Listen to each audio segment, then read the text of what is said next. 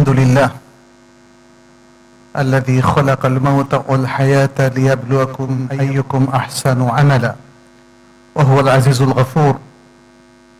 أشهد أن لا إله إلا الله وحده لا شريك له وأشهد أن محمدا عبد الله ورسوله الذي أرسله الله بالحق بشيرا ونذيرا وداعيا إلى الله بإذنه وسراجا منيرا. صلى الله عليه وعلى آله وأصحابه ومن تبعهم بإحسان إلى يوم الدين. أيها المسلمون، أوصيكم ونفسي بتقوى الله عز وجل، فاتقوا الله في أنفسكم، اتقوا الله في أولادكم وأزواجكم وعشيرتكم، اتقوا الله في أعمالكم وأقوالكم وفي جميع شؤونكم، فإن التقوى وسيلة للفلاح والنجاة عند الله سبحانه وتعالى في الدنيا والآخرة. نسأل الله سبحانه وتعالى أن يجعلنا وإياكم من عباده المتقين ويتقبل منا ومنكم صالح الأعمال إنه ولي ذلك والقادر عليه. عباد الله, আল্লাহ সুবহানাহু ওয়া তাআলা এই মহাবিশ্ব সৃষ্টি করেছেন তাঁর ইবাদতের জন্য। মহাবিশ্ব মানে শুধু পৃথিবী তো নয়, এই মহাজগৎ যেটিকে আল কোরআনের ভাষায় বলা হয় আল আলামিন। আমরা সূরা ফাতিহার শুরুতে সে মহান রব্বুল আলামিনের প্রশংসা করি, যিনি সকল জগৎ এবং মাখলুকের রব। আলহামদুলিল্লাহি রাব্বিল আলামিন। তারই একটা ছোট্ট অংশ হচ্ছে এই গ্লোব, ছোট্ট পৃথিবী, ছোট্ট আর্থ, যেটির আরবি শব্দ। আল কোরআনে আল্লাহ তাআলা আর্থ শব্দটা বহুবার ব্যবহার করেছেন এবং তার থেকেই সম্ভবত ডিরাইভ হয়েছে আর্থ, ইংরেজি শব্দ। এটাকে গ্লোব বলা হয়, আল আলাম, গ্লোব, এবং সেখান থেকে এসছে গ্লোবালাইজেশন। আরবিতে বলা হয় আউলামা, আলাম থেকে আউলামা, গ্লোব থেকে গ্লোবালাইজেশন। বাংলায় আমরা বলি বিশ্বায়ন। আমরা মনে হয় বিষয় নিয়ে আগে কখনো এখানে আলোচনা করিনি, হয়তো অন্য কেউ আলোচনা করে থাকতেও পারেন, কিন্তু আলোচনাটা খুব প্রয়োজন। শুধু আলোচনা নয়, গবেষণাও প্রয়োজন। বিশ্বায়নটা আসলে কি, কিভাবে এই থিওরিটা কাজ করছে, কবে থেকে কাজ করছে, বিশ্বায়নের প্রভাবটা কি, এর ইতিবাচক কোনো দিক কি আছে, আর এর নেতিবাচক দিকগুলো কি। বিশ্বায়নের লিডার কারা, তার উপরই নির্ভর করবে এটা ইতিবাচক নাকি নেতিবাচক, বিশেষ করে মুসলিমদের জন্য। আমরা মনে হয় না যে আজকে যে সময়টুকু হাতে আছে পুরো আলোচনা করতে পারবো। যদি আলোচনার কিছু বাকি থাকে আমরা পরবর্তী খুতবায় সেটা নিয়ে আলোচনা করব। শুরুতেই আমরা বিশ্বায়ন নিয়ে একটু পরিচিতিমূলক আলোচনা করব। শাব্দিক বিষয়গুলো তো আপনাদের সামনে চলে এসেছে, কিন্তু বিশ্বায়ন কারা শুরু করলো, কি উদ্দেশ্যে শুরু করলো, এর বিশ্বায়নের ক্ষেত্রগুলো কি, প্রভাব কি, এবং এই প্রভাবটাকে কিভাবে বিশ্বের নেতৃত্ব দানকারী ব্যক্তিরা বা দেশগুলো কিভাবে এটাকে বাস্তবায়ন করছে সেটা নিয়ে আমরা একটু আলোচনা করব। আমরা আমাদের মুসলিম স্কলারদেরকে দেখি যারা বিষয় নিয়ে লিখেছেন, গবেষণা করেছেন এবং এর প্রভাব নিয়ে কথা বলেছেন। তাদের বক্তব্য হচ্ছে মূলত বিশ্বায়ন বা গ্লোবালাইজেশন এটি বিশ্বকে যারা নেতৃত্ব দিচ্ছেন সেই সব দেশের একটা বিপজ্জনক থিওরি। সারা বিশ্বকে একীভূত করে কিছু কার্যক্রমের মধ্য দিয়ে প্রত্যেক জাতির, প্রত্যেক ধর্মের মৌলিক যে ঈমান, আকীদা, বিশ্বাস বা তাদের পরিচয়, সেটাকে মুছে দিয়ে এই লিডাররা যেটা চান সেটিকে প্রতিষ্ঠিত করা, রিলিজিয়াস দিক থেকে, সোশ্যাল দিক থেকে, পলিটিক্যাল দিক থেকে, এমনকি ইকোনমিক বা ডেভেলপমেন্ট পার্সপেক্টিভ থেকে, কিংবা কালচারাল দিক থেকে এবং অর্থনৈতিক দিক থেকে, সব দিক থেকে। যে কোনো জাতি যদি তাদের ইমান আকিদার সাথে এই বিষয়গুলো সঙ্গতিপূর্ণ না হয়, তাহলে সবাই এটাকে রিয়াক্ট করবে এবং বলবে এটা তাদের জন্য বিপজ্জনক। আমরা যারা মুসলিম, আমরা বিশ্বায়নের এই মুভমেন্টটাকে কিভাবে দেখছি, এর প্রভাবে আমাদের মধ্যে কি চেঞ্জগুলো চলে আসছে, যে চেঞ্জগুলো অধিকাংশই কিন্তু আমরা ঠেকাতে পারছি না। একটু আলোচনা করলেই সেটা কিন্তু আমাদের সামনে চলে আসবে। অতএব আমাদের ওলামায়ে কেরাম যে এটাকে অত্যন্ত খতরনাক এবং বিপজ্জনক বলে অভিহিত করেছেন, সেটা যথার্থ। বিশ্বায়নের মূল নেতৃত্বে রয়েছে আসলে জায়নবাদী প্রতিষ্ঠানগুলো, ফ্রিম্যাসনরি থেকে আরম্ভ করে যারা এই পৃথিবীকে চালাচ্ছে যে বিশাল দৃষ্টিভঙ্গি নিয়ে, বিশ্বায়নের মূল উদ্দেশ্য সেটা। এবং এই জন্য অনেক নতুন কিছু এসেছে আমাদের সামনে। আমরা যেমন নিউ ওয়ার্ল্ড অর্ডার, নিজাম আল আলামি আল জাদিদ আরবিতে বলা হয়, এটা সম্পর্কে অনেক আগ থেকে শুনে আসছি, কিন্তু আমরা আমাদের একাডেমিক বইগুলোতে এটা নিয়ে তেমন আলোচনা দেখি নাই। যারা পলিটিক্যাল সায়েন্স নিয়ে পড়ে হয়তো তারা কিছু আলোচনা করে, কিন্তু আমাদের যেমন ইসলাম শিক্ষায়, মাদ্রাসা শিক্ষায় একদম কামিল পর্যন্ত এটা নিয়ে কোনো ধরনের পড়াশোনাও নেই, কিছু নেই। তার মানে বিশ্বে অনেক কিছু ঘটে যাচ্ছে, অথচ আমাদের গবেষকরা, আমাদের শিক্ষকরা, আমাদের ছাত্ররা, শিক্ষার্থীরা কিছু যায় না। নিউ ওয়ার্ল্ড অর্ডার, আচ্ছা, নিউ ওয়ার্ল্ড অর্ডারের যেই চেষ্টা দেখা গেছে সেটা হচ্ছে তারা পৃথিবীর বিভিন্ন জাতি, ধর্ম, গোষ্ঠী সবার পরিচয় মুছে দিয়ে সবাইকে একীভূত করার একটা প্রচেষ্টা, এবং এই লক্ষ্যে কাজ করে যাচ্ছে জাতিসংঘ। জাতিসংঘকে সেভাবেই তৈরি করা হয়েছে। জাতিসংঘের মিশনগুলোর কার্যক্রম থেকে আমরা স্পষ্ট বুঝি যে মুসলিমদের কোনো অধিকার মনে হয় থাকতে নেই, তাই না? মুসলিমদের কোনো অধিকার সেখানে সংরক্ষিত হিসাবে আমরা দেখি না, না তার পর্দার অধিকার, না তার ধর্মীয় অধিকার, না তার জাতিসত্তা বিকাশের অধিকার, না তার কালচারাল অধিকার, কোনো কিছুই না। এটা শুধু ফিলিস্তিনের ঘটনা নয়, সারা বিশ্বে আপনি দেখেন।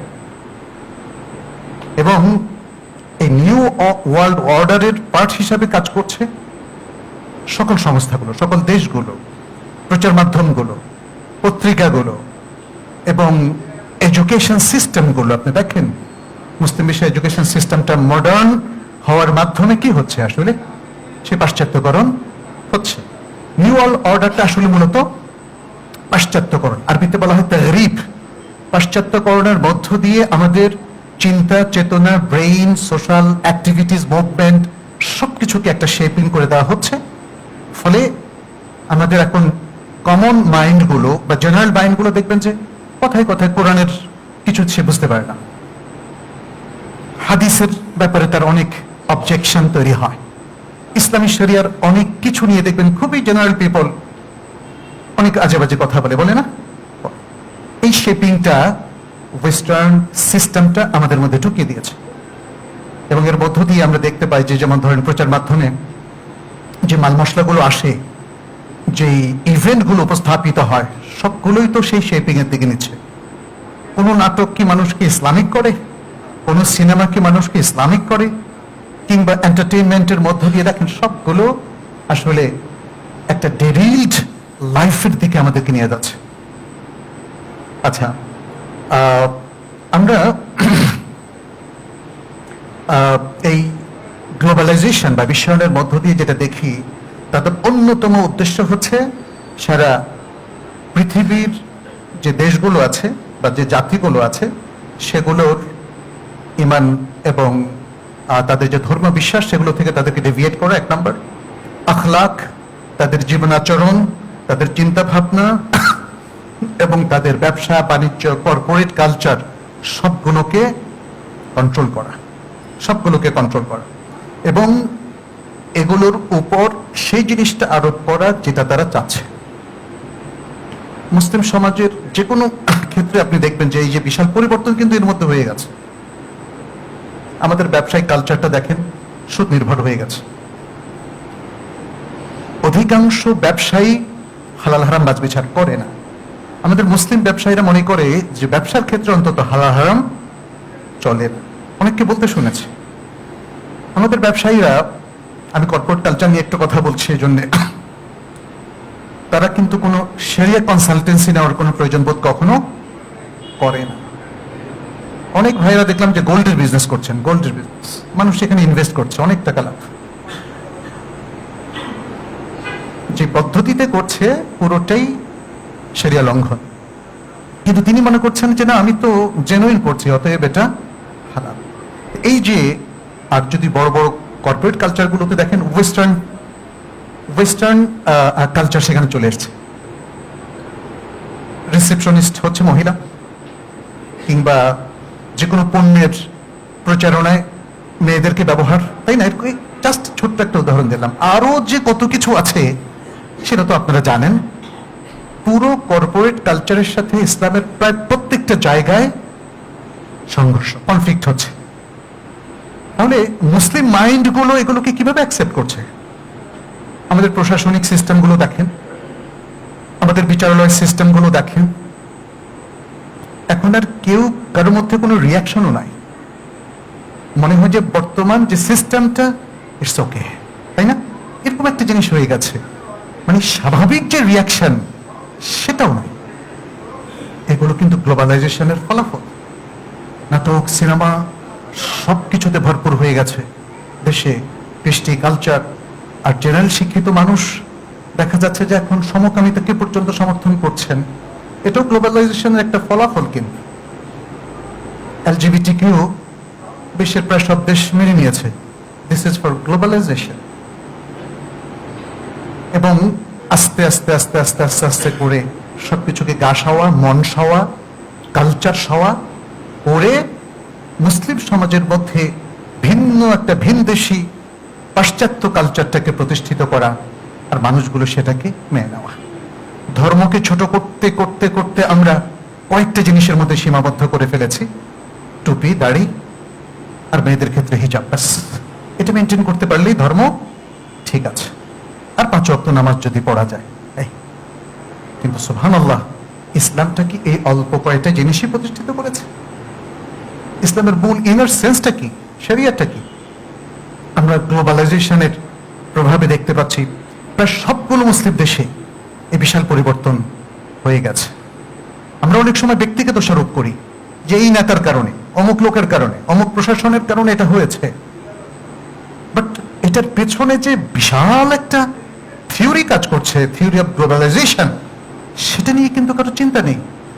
আপনি গ্লোবালাইজেশন ঠেকাতে না পারলে আপনার এলাকার কাউকে আপনি ঠেকে রাখতে পারবেন না। গ্লোবালাইজেশনের যে টুলসগুলো তারা ব্যবহার করছে, বৈশ্বিকভাবে, আন্তর্জাতিকভাবে, লোকালি কিংবা রিজিওনালি, সেখানে তো কারো কোনো ধরনের বাধা নাই, কারো কোনো ধরনের বক্তব্য নাই। ফলে যে পরিবর্তনটা অবধারিত হয়ে পড়েছে, এটা কেউ ঠেকাতে পারবেন না, কেউ ঠেকাতে পারবেন না। পেরেছেন কি সুদ বন্ধ করতে, ঘুষ বন্ধ করতে, দুর্নীতি বন্ধ করতে? এবং যে করাপশনটা তৈরি হয়েছে বিভিন্ন ক্ষেত্রে, কোনো একটা ক্ষেত্র না, শিক্ষা, সংস্কৃতি, সামাজিকতায়, প্রশাসনে কিংবা ব্যবসা বাণিজ্যে, কোনোটাই তো ঠেকানো তো গেল না। আমরা সবাই কিন্তু ফতোয়া দিচ্ছি, শুধু মুফতি সাহেব না, সবাই কথার মধ্যেই সীমাবদ্ধ, তাই না? আপনি আজকে যেভাবেই মানুষকে সচেতন করেন না কেন, এটা শুধু থিওরি এবং কথার মধ্যে সীমাবদ্ধ। খুব খেয়াল করলে দেখবেন যে মুসলিমরা অনেকটা অসহায়ের মতো। আমাদের সবকিছু বড়জোর প্রতিবাদ পর্যন্ত। প্রতিবাদ না করলে আমরা একজন আরেকজনকে আবার দোষারোপ করি। কিন্তু প্রতিবাদের পরে আর কোনো সঠিক পদক্ষেপ আমরা আজও নিতে দেখি নাই, না আন্তর্জাতিক ক্ষেত্রে না জাতীয় ক্ষেত্রে। আন্তর্জাতিক ক্ষেত্রে আজকে আমাদের ফিলিস্তিনি ভাই বোনদের দুর্দশার কথা তো বিশ্বে সবাই নিন্দা করছে, কিন্তু সবাই মনে হয় যেন তামাশাই দেখছে। ব্যাস, প্রতিবাদ, শান্তশিষ্ট প্রতিবাদ বিভিন্ন দেশে আমরা দেখি, ওয়েস্টার্ন দেশগুলো তো দেখি, ব্যাস। কিন্তু কাজটা হচ্ছে না কেন বলেন তো, তাই না? আজকে সমকামিতার বিরুদ্ধে আপনারা কথা বলছেন, কিন্তু বাংলাদেশে আমরা যেটা দেখতে পাচ্ছি এটাও প্রতিষ্ঠিত হতে যাচ্ছে। এটা ঠেকানোর দায়িত্ব কার? আর সিদ্দিক মসজিদের একার? কিভাবে ঠেকাবে, তাই না? এই বিষয়গুলো নিয়ে ভাবা দরকার আমাদের। আমরা বিশ্বায়নের মেইন অপারেশনাল ওয়ার্কগুলোকে 3 ভাগে ভাগ করতে পারি। একটা হচ্ছে তারা তথ্যটাকে গ্লোবালাইজড করে ফেলে, মুহূর্তে সবকিছু সবার কাছে চলে যায়, সবাই ওই তথ্যগুলো ইউজ করতে থাকে এবং এগুলো তার জীবনের সাথে সে গ্রহণ করে নেয়। আপনি এআই এর কথা ধরেন না, আর্টিফিশিয়াল ইন্টেলিজেন্স, এখন চ্যাট জিপিটির সাথে সবাই কথা বলে। সে পুলিশ প্রশাসন থেকে আরম্ভ করে শুনলাম সবাই আগে জিজ্ঞেস করে চ্যাট জিপিটিকে, বলো তো এই লোকটা সম্পর্কে, তার সম্পর্কে একটু কিছু তথ্য দাও। এআই কে এত বিশ্বাস করার কারণটা কি? এটা তো একটা সফটওয়্যার, ঠিক আছে? অনেক কিছু সে সুন্দর মতো, যেমন ক্যালকুলেটর অনেক জটিল হিসাব খুব সুন্দর মতো দেয়, এও সেটা করবে, বাট ইটস এ সফটওয়্যার। তার মানে হচ্ছে ওই যে বললাম না, গ্লোবালাইজেশন আপনাকে দিয়ে করাবে। ফেসবুকের ব্যবহার, এটা গ্লোবালাইজেশন এর প্রভাব। আমাদের সচেতন মহলের কেউ মনে বাদ নেই, আবার বলে যে হ্যাঁ ফেসবুকে দেখেছি।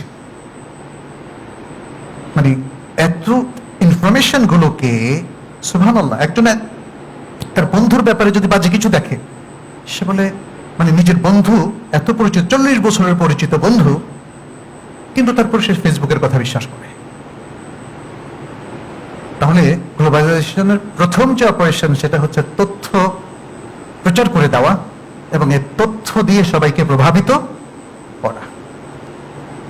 আচ্ছা, দ্বিতীয় যে বিষয়টা সেটি হচ্ছে বহুকাল থেকেই পৃথিবীতে আমরা দেখি যে একটা ভৌগোলিক সীমারেখা আছে। একটা সময় যুদ্ধটা ওই ভূগোল নিয়ে যুদ্ধ হতো, গ্লোবালাইজেশন এই বিভেদ রেখাটা উঠিয়ে দিয়েছে, কার্যত না উঠালেও আসলে উঠিয়ে দিয়েছে। এখন শুধু পাসপোর্টের বিষয়গুলো ছাড়া আর এই জিওগ্রাফিক্যাল এই সীমানা কিন্তু আর কোনো প্রভাব নাই, তথ্য মুহূর্তে চলে আসছে, তাই না?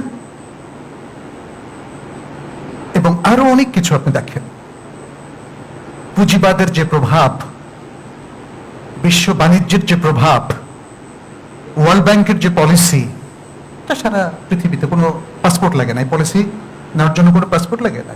তার মানে হচ্ছে ভৌগোলিক সীমারেখা ভেদ করে একটা সময় ছিল যে কোনো পলিসি স্ট্র্যাটেজি সেটা সেখানে নেওয়ার জন্য আপনার ভূগোল দখল করা লাগতো, এখন কিন্তু সেটা লাগছে না। এবং এটা গ্লোবালাইজেশনের একটা বড় অপারেশনাল কাজ, যে এগুলো উঠিয়ে দিয়ে খুব দ্রুত কালচারাল, ইকোনমিক্যাল এবং আরো বিভিন্ন পার্সপেক্টিভ থেকে তাদের চিন্তাধারাগুলোকে ইম্পোজ করা এবং এর মধ্য দিয়ে ইউরোপ এবং আমেরিকার প্রভুত্ব সৃষ্টি করা। আর তৃতীয় যে বিষয়টা সেটি হচ্ছে বিভিন্ন দেশ জাতির কৃষ্টি কালচারের মধ্যে দূরত্ব কমিয়ে নিয়ে আসা, অর্থাৎ একই চিন্তা ভাবনা সবার মধ্যে ঢুকিয়ে দেওয়া, একই কালচার সবার মধ্যে ঢুকিয়ে দেওয়া।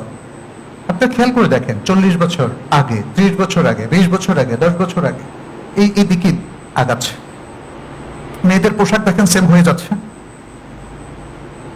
এখন পর্দানসীন মেয়েরা জিন্সের প্যান্ট আর গেঞ্জি পরে উপরে একটা হিজাব লাগায়, ব্যাস পর্দা হয়ে গেল। তার মানে হচ্ছে পোশাকের কালচারটাও এত দ্রুত পরিবর্তন হয়ে গেল, পুরুষ মহিলা সবার ক্ষেত্রেই, বিশেষ করে মহিলাদের ক্ষেত্রে। এটা তো গেল শুধু পোশাকের কালচার, এছাড়াও চিন্তা ভাবনার ক্ষেত্রে আপনি দেখবেন বর্তমান বিশ্বে এই গ্লোবালাইজেশনের প্রভাবে সবচেয়ে বেশি নাস্তিকবাদের প্রচার প্রসার হচ্ছে। আমি সৌদি আরবে অনেকগুলো বই দেখেছি, মক্কার বিভিন্ন লাইব্রেরিতে বিভিন্ন শায়েখদের লেখা বড় বড় মোটা মোটা বই, কিভাবে তরুণরা, বিশেষ করে শিক্ষিত তরুণরা এবং শিক্ষিত মানুষেরা নাস্তিকবাদের দিকে আগাচ্ছে। এই নাস্তিকবাদ বেশ কয়েকটা জিনিস আরবিতে আমাদের ওলামা ইকরাম যেগুলো উল্লেখ করেছেন, যেমন এলহাদ, জান্দাকা। জান্দাকা অর্থাৎ দিন থেকে বের হয়ে যাওয়াটা এক ধরনের নাস্তিকবাদ। আর যদি আপনি আল্লাহকে অস্বীকার করেন, সেটা তো নাস্তিকবাদের একদম চূড়ান্ত পর্যায়ে। এখন হাদিসকে অস্বীকার করার ফিতনা চলছে। ইটস পার্ট অফ গ্লোবালাইজেশন, বুঝতে হবে। আমরা অবাক হয়ে যাই যে কিছু মানুষ কি করে হাদিসকে অস্বীকার করে। It's part of globalization. এবং আরো কত কি হবে। তাহলে তারা চাচ্ছে যে আমেরিকার মানুষ যেভাবে চিন্তা করে, আজকে বাংলাদেশি মুসলিমরাও সেভাবে চিন্তা করবে। আপনারা কিন্তু অলরেডি চিন্তা শুরু করেছেন। আপনাদের অনেককে বলতে শুনি, আমেরিকার মানুষের শুধু ইমান নাই, আর ইসলাম আছে পুরো। বলেন তো কিভাবে আমেরিকাতে ইসলাম আছে, আমাকে বোঝান একটু। আজকে সেখানে বসবাসরত মুসলিম ফ্যামিলিগুলো সারাক্ষণ বুক ধরপড় করে, এটা কি জানেন? সন্তানকে কিভাবে রক্ষা করবে, কিভাবে তাদের দিন টিকে রাখবে। আমাকে বহু ফ্যামিলি বলেছেন তার সন্তানকে হাই স্কুল গ্রাজুয়েশন পর্যন্ত, 12th গ্রেড পর্যন্ত বেশ আল্লাহওয়ালা হিসাবে রাখতে পেরেছেন। ইউনিভার্সিটি যাওয়ার পরে খুব অল্প টাইমের মধ্যে, মাসখানিকের মধ্যে change, and they have been atheist, agnostic, এভাবে হচ্ছে, বলছে নামাজ পড়ে না। তার সন্তান বলছে, মা please don't talk to me, I don't believe in সালাহ। একজন মা আমার সাথে কাউন্সিলিং পর্যন্ত করেছেন যে কিভাবে আমি আসলে আমার সন্তানকে আবার ফেরত পাবো। আবার ফেরত পাবে এই শব্দটা ইউজ করেছেন।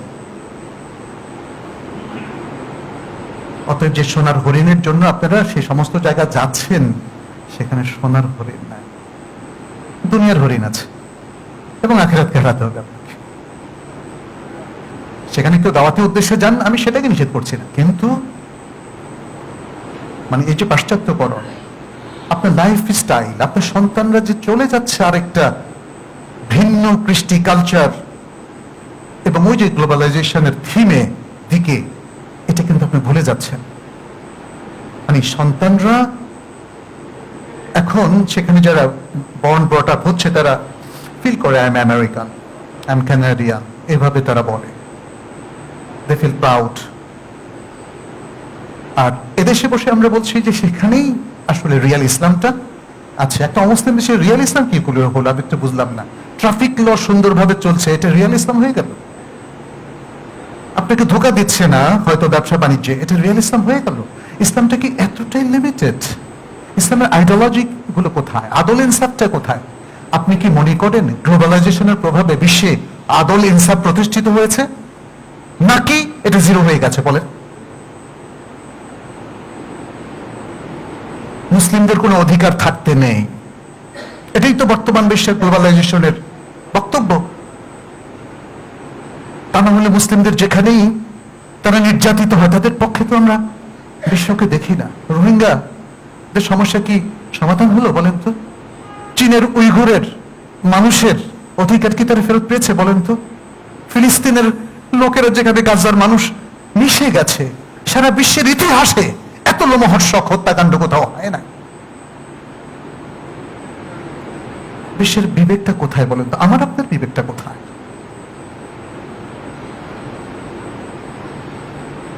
বিশ্বায়ন, আমরা ভুলে যাচ্ছি কথাটা। আমরা খুবই ছোটখাটো কিছু প্রভাব নিয়ে কথা বলছি। হামাসের কি অবস্থান, অমুককে কে ইহুদিদের এজেন্ট, মুসলমানদের কে ক্ষতি করছে মুসলিম হয়ে, এগুলো নিয়ে কথা বলছি। প্রিয় ভাইয়েরা, বিশ্বাস, এই প্রভাবগুলো হচ্ছে বিশ্বাস। আজকে আমি প্রশ্ন করি, আমি তো ঢাকা শহরে আছি আজকে, তাই না?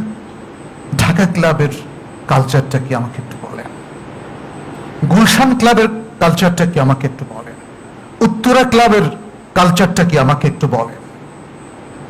আমি শুধু প্রশ্ন ছড়িয়ে দিলাম আপনাদেরকে। সেখানে যারা যায় তারা কি মুসলিম না? কি হয় সেখানে?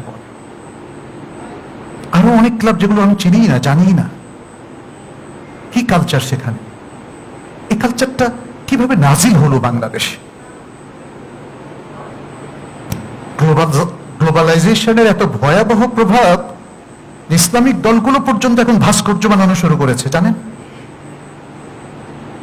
5ই আগস্টের সেই গণ অভ্যুত্থানকে সামনে রেখে ফ্যাসিস্টের বিরুদ্ধে সেই ইতিহাসকে অমর করে রাখার জন্য এখন ভাস্কর্য বানানো হচ্ছে। কোন ইসলাম এটা অ্যালাউ করে বলেন তো? আমরা যদি আজকে নবী সাল্লাল্লাহু আলাইহি ওয়াসাল্লামের ভাস্কর্য বানাই, এটা কি অ্যালাউড? সাহাবাদের ভাস্কর্য বানাই, এটা কি অ্যালাউড? তাহলে মানুষের ভাস্কর্য বানাবেন, আপনি ইসলামকে লালন করেন, এটা কিভাবে সম্ভব বলেন? আল্লাহকে কি এতই দুর্বল মনে হয় আপনাদের যে আল্লাহ অত্যাচারীকে সরান, সে আল্লাহকে আদল ইনসাফকে প্রতিষ্ঠিত করতে পারেন না এই ভাস্কর্য ছাড়া? এটাও গ্লোবালাইজেশন। আমি মনে করি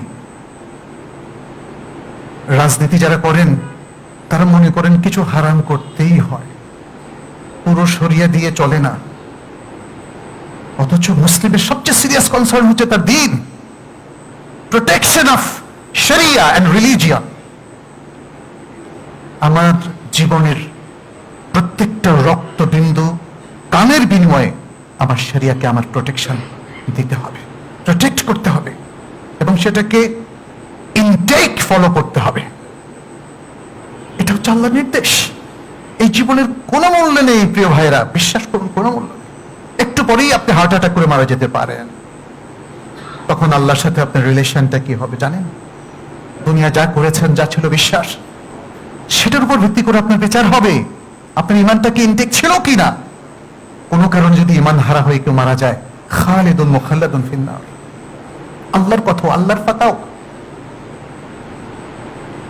আমার কাছে মনে হয় আমরা শুধু ইভেন্টগুলোর সামনের অ্যাপিয়ারেন্সটা দেখি, পেছনে আসলে কিভাবে আটলো রুট কজটা আমরা দেখি না।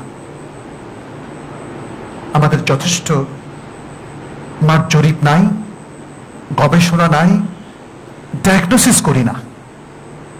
জীবন বাঁচানোর জন্য আমরা ডায়াগনোসিস করি। ডাক্তারে যদি বলে 3টা ডায়াগনোসিস করতে, আমি বললাম 5টা দেন, কারণ আমি আরো শিওর হতে চাই আমার শরীরটা যেন ভালো থাকে। কিন্তু আপনার একার শরীরটা ভালো থাকলে তো হবে না, এই সমাজের শরীরটা ভালো হতে হবে, মুসলিম উম্মার শরীরটা ভালো হতে হবে, মুসলিম উম্মার আকীদা, বিশ্বাস এবং তাদের শরিয়া পরিপালনটা নিশ্চিত হতে হবে। ওই জায়গাটাই গ্লোবালাইজেশন হার্ট করেছে, হিট করেছে। শরিয়ার শরীর এখন আর ভালো নাই। আমরা ভালো হলে, আমি কোরআন হাদিসের কথা বলছি না, আমাদের পরিপালনের মধ্যে দিয়ে সমাজে যে শরিয়ার বাস্তবায়ন হয় সে শরিয়ার কথা বলছি।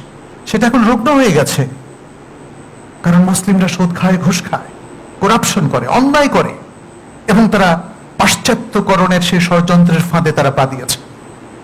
তারা উন্নয়ন মনে করে পাশ্চাত্যের অনুসরণ, তাদের আশীর্বাদ পাওয়াটাকেই তারা জীবনের সাফল্য মনে করে।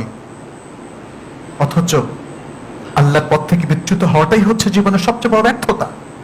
দুনিয়ার কোনো সাফল্যই এই ব্যর্থতা গোছাতে পারবে না।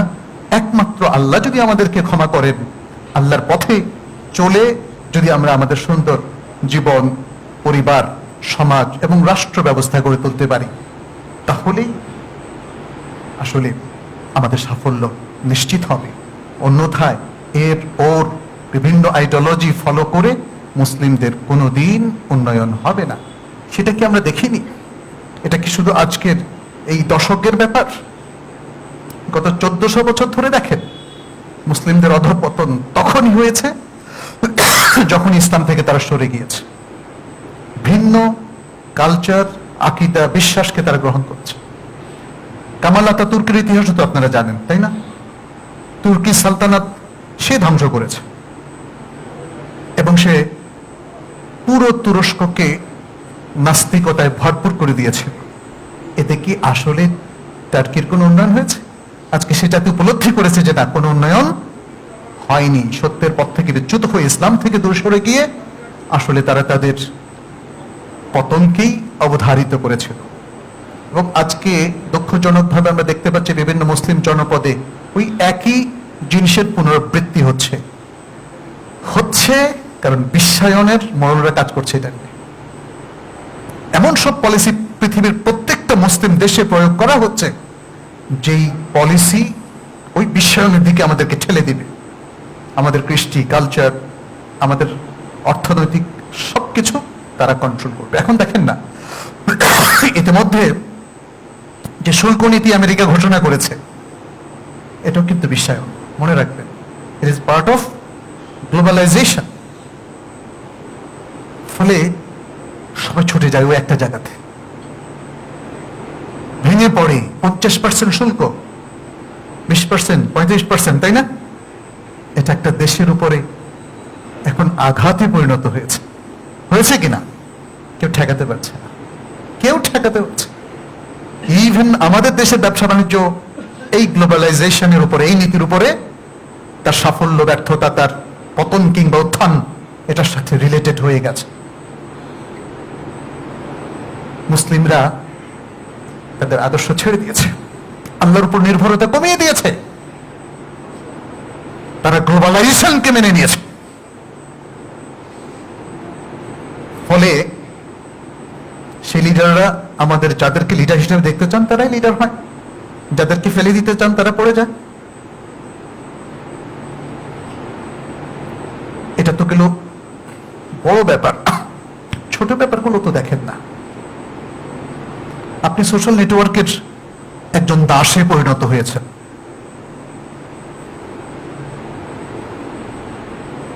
ফেসবুক কর্তৃপক্ষ যেভাবে চায় আপনাকে আমাকে ব্যবহার করছে, আপনি রিয়াকশন দেন, হা হা দেন, কত কিছু দেন,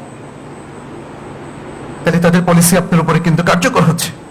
তারা যেভাবে খেলতে চাচ্ছে আপনি সেভাবে খেলছেন, তারা যেভাবে আপনাকে মুভ করতে চাচ্ছে আপনি সেভাবে মুভ করছেন। একটার পর একটা নতুন নতুন জিনিস আছে, এগুলো গ্লোবালাইজেশনের প্রভাব।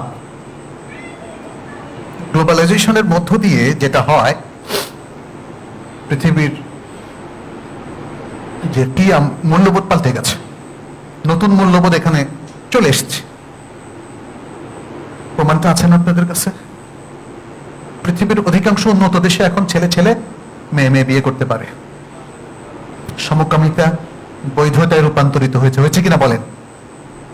সেক্সুয়াল মাইনরিটিসদের অধিকার তারা প্রতিষ্ঠিত করেছে, তারা এখন প্রকাশ্যে যা ইচ্ছা তাই করতে পারবে। কিছুকাল আগে যেটা অবৈধ ছিল এই সমস্ত দেশে সবকিছু বৈধ হয়ে গেছে, এবং অনেকগুলো মুসলিম দেশও সে বৈধতার দিকে আগাচ্ছে।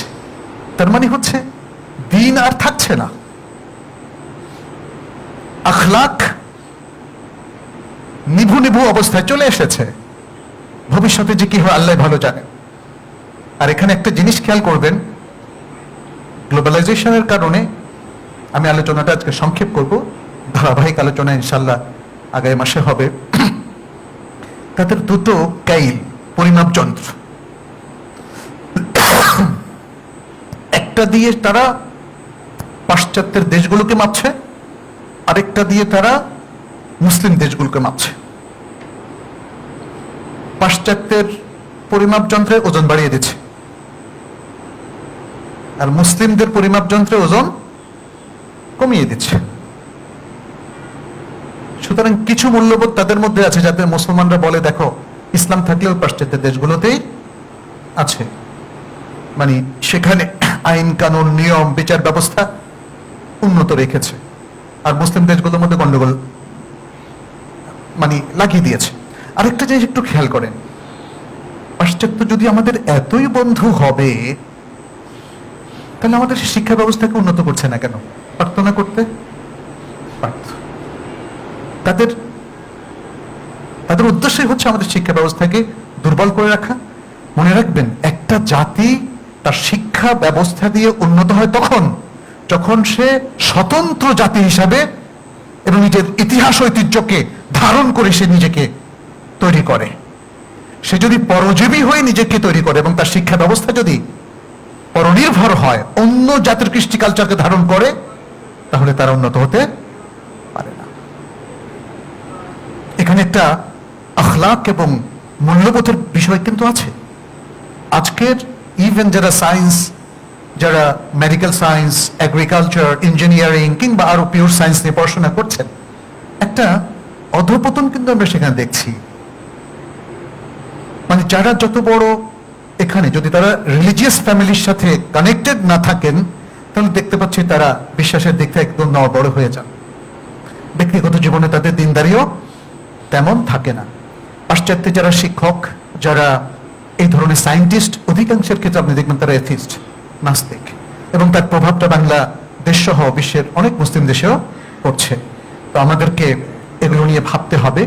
আমরা ইনশাল্লাহ আরো বেশ কিছু জিনিস নিয়ে কথা বলবো, যে এই গ্লোবালাইজেশনের যে মাজালাত, যে ক্ষেত্রগুলো আছে, এবং গ্লোবালাইজেশনের আরো যে পদ্ধতিগুলো তারা ফলো করে থাকে, এবং যে টেকনিকগুলো তারা অ্যাপ্লাই করে থাকে, এবং তার যে খতরগুলো, ডেঞ্জারগুলো আমাদের সামনে ক্রিয়েট হয়েছে একটু স্পেসিফিকলি, আমরা পরবর্তী খুতবায় সেটা নিয়ে আলোচনা করব। আমরা আহ্বান করব আমাদের প্রিয় ভাইয়েরা, মুসলিম ভাই বোনেরা, আপনারা একটু সচেতন হন, পড়াশোনা করুন। এই প্রভাবটাকে প্রত্যেক ইন্ডিভিজুয়ালি প্রতিরোধ করার জন্য যদি মানসিকভাবে প্রস্তুত হন, তখনই এটা সম্ভবপর হবে। আর যদি আমরা তাদের সেবানুদাস হিসাবে চিন্তা চেতনায় এই কালচারটাকে গ্রহণ করে ফেলি, তাহলে আপনাদেরকে ঠিক করতে আমাদের শত শত বছর লেগে যাবে। এই জন্য মুসলিমদের রুট লেভেল থেকে সচেতন হতে হবে। মুসলিম সমাজ যারা চালায়, রাষ্ট্র যারা চালায়, এবং পলিটিক্যাল লিডার যারা আছে, তাদেরও বুঝে আসতে হবে। তারা যদি পাশ্চাত্য সভ্যতাকে জোর করে মুসলিম উম্মার উপর চাপিয়ে দেয়, তাহলে আমাদের জন্য আরো বড় ধরনের প্রবলেম ক্রিয়েট হবে। অতএব পুরো জাতির প্রতি আমাদের আহ্বান, আসুন সচেতন হই এবং নিজেদের উম্মাটিক যে আইডেন্টিফিকেশন, যে পরিচয়, আমরা সেটাকে ধারণ করি, কোরআন সুন্নাহ ভিত্তিক জীবন গড়ি, এবং এর মধ্য দিয়ে আমরা যদি একটা সুন্দর সমাজ তৈরি করতে পারি, তাহলে আল্লাহ তাআলা আমাদের পুরস্কৃত করবেন ইনশাআল্লাহ। আকুলু কাউলি হাযা ওয়া আস্তাগফিরুল্লাহ লি ওয়া লাকুম ওয়া লিসাইরিল মুসলিমিন ফাস্তাগফিরুহু ইন্নাহু হুয়াল গফুরুর রহিম।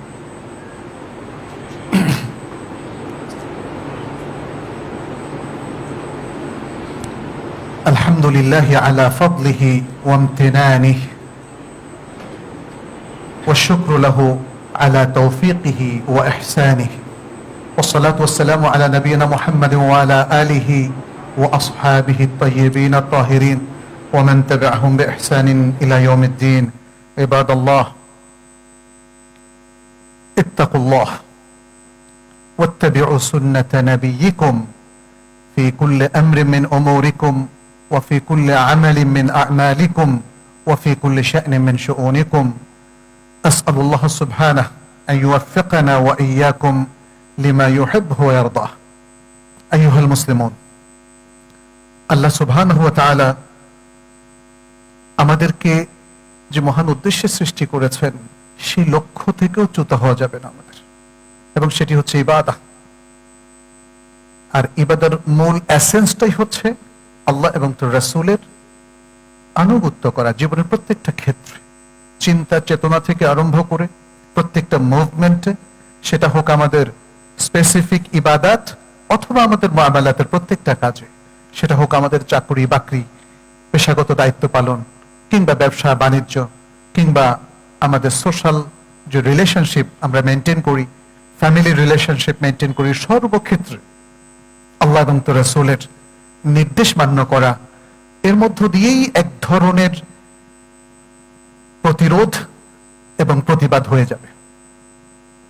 মুসলিমদের অধঃপতন ঘটে যখন তারা অন্য জাতির কৃষ্টি কালচারকে গ্রহণ করে আর নিজেদের কৃষ্টি কালচারকে ত্যাগ করে।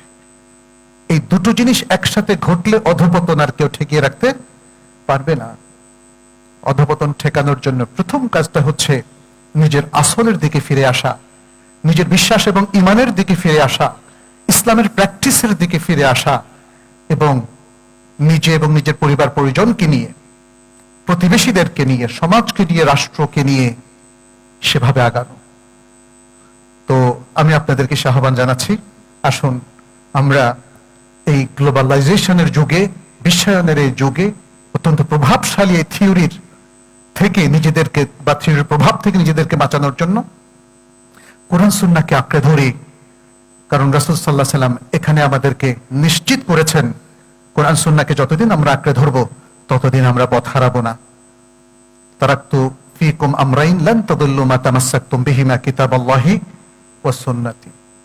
আল্লাহ আমাদেরকে তৌফিক দান করুন যেন আমরা সত্যের উপর টিকে থাকতে পারি, যেন আমরা কোরআন সুন্নাহকে আঁকড়ে ধরে থাকতে পারি, যেন ভুল বিভ্রান্তির বিষ বাষ্প থেকে নিজেদেরকে আমরা, নিজেদের সমাজকে, রাষ্ট্রকে আমরা প্রোটেক্ট করতে পারি, হেফাজত করতে পারি। আল্লাহ আমাদের মধ্যে যারা অসুস্থ আছেন তাদেরকে সুস্থ করে দিন, যারা বিপদগ্রস্ত আছেন তাদের বিপদ থেকে উদ্ধার করুন, অভাবগ্রস্ত আছেন তাদের অভাব মিটিয়ে দিন, যারা মারা গিয়েছেন আল্লাহ তাদেরকে ক্ষমা করে দিন, কবর আযাব মাফ করে দিন, জাহান্নাম থেকে তাদেরকে মুক্তি দিন, জান্নাতুল ফেরদাউস তাদের নসিব করুন। পৃথিবীর যেখানে, আমাদের দেশে হোক অথবা দেশের বাইরে, বিশ্বের যেখানেই নির্যাতিত মুসলিম ভাই বোনেরা আছেন আল্লাহ যেন তাদের সহায় হন, তাদেরকে জুলুম থেকে উদ্ধার করেন। সকল নির্যাতিত মানবতার পক্ষে আমরা আমাদের সমর্থন ব্যক্ত করছি এবং আল্লাহর কাছে দোয়া করছি আল্লাহ যেন তার গায়েবী সাহায্য দিয়ে সকল মানুষকে উদ্ধার করেন, নির্যাতিত মানুষকে নির্যাতনের কবল থেকে উদ্ধার করেন, সকলকে পরিত্রাণ দেন। হাদা ওয়াসাল্লু ওয়াসাল্লিমু আলা নবিয়িনা মুহাম্মদ। ফাকাদ ক্বালা আল্লাহু সুবহানাহু ইন্না আল্লাহা ওয়া মালাইকাতাহু ইউসাল্লুনা আলান নবী ইয়া আইয়ুহাল্লাযীনা আমানু সাল্লু আলাইহি ওয়া সাল্লিমু তাসলিমা। ওয়া ক্বালা আন-নাবিয়্যু সাল্লাল্লাহু আলাইহি ওয়া সাল্লাম মান সাল্লা আলাইয়া মাররাতান সাল্লাল্লাহু আলাইহি বিহা আশারা। আল্লাহুম্মা সাল্লি ওয়া সাল্লিম ওয়া বারিক ওয়া আন'im আলা নবিয়িনা মুহাম্মদ। وارض اللهم عن الخلفاء الراشدين وعن الصحابة أجمعين وعنا معهم بعفوك وكرمك يا أكرم الأكرمين. اللهم أعز الإسلام والمسلمين، اللهم أعز الإسلام والمسلمين، اللهم انصر الإسلام والمسلمين، اللهم عليك بأعدائك أعداء الدين، أعداء الإسلام والمسلمين يا رب العالمين. اللهم فرج هم المهمومين من المسلمين، اللهم انصر الإسلام والمسلمين في كل مكان يا رب العالمين. اللهم اشفنا واشف مرضانا ومرضى المسلمين يا رب العالمين. تقبل منا إنك أنت السميع العليم وتب علينا إنك أنت التواب الرحيم. عباد الله، إن الله يأمر بالعدل والإحسان وإيتاء ذي القربى وينهى عن الفحشاء والمنكر والبغي يعظكم لعلكم تذكرون. فاذكروه يذكركم واشكروه يزدكم ولذكر الله أكبر والله يعلم بما تصنعون.